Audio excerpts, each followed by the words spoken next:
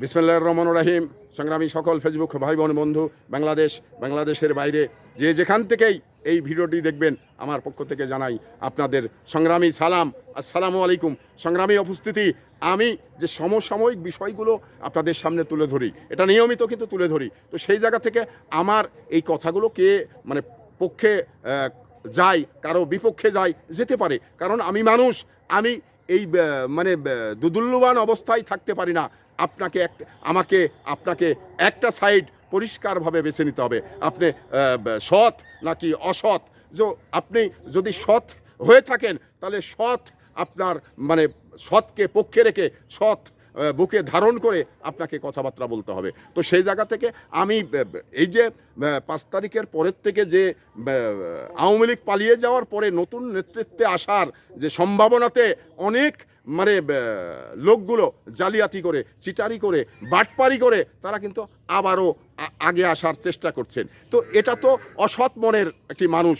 তো এই জন্যেই আমি বলি যে যারা সৎ এবং দীর্ঘ সময় আন্দোলনে ছিলেন, কারণ এক নেতার সঙ্গেই আসেন, আর এক নেতার সঙ্গে লাপিয়ে যান না। তো এই ধরনের মানুষগুলোকে আমি ব্যক্তিগতভাবে চয়েস করি, এই ধরনের মানুষগুলোকে আমি ব্যক্তিগতভাবে ভালোবাসি, কারণ আমি একটি সংগঠক। তো সেই সংগঠক হিসাবে সংগঠকের যে নিয়ম এবং বিধান, সেই বিধানগুলো মেনেই কিন্তু আমি সংগঠক পরিচালনা করার চেষ্টা করি। তো সেই জায়গা থেকে আমি কোনো না কোনো জায়গার ছোট্ট একটি পদে রয়েছি।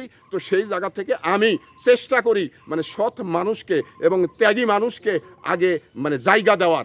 যারা অসৎভাবে আসছেন, যারা পরে আসছেন, তাদের কিন্তু আমার কাছে জায়গা নেই। এটা আমি আপনাদের সামনে দায়িত্ব নিয়ে বলতে পারি, কারণ অসৎ মানুষ সে যতই শক্তিশালী হোক, আমার কাছে তার জায়গা নাই। কেন জায়গা নাই? কারণ উনি অসৎ।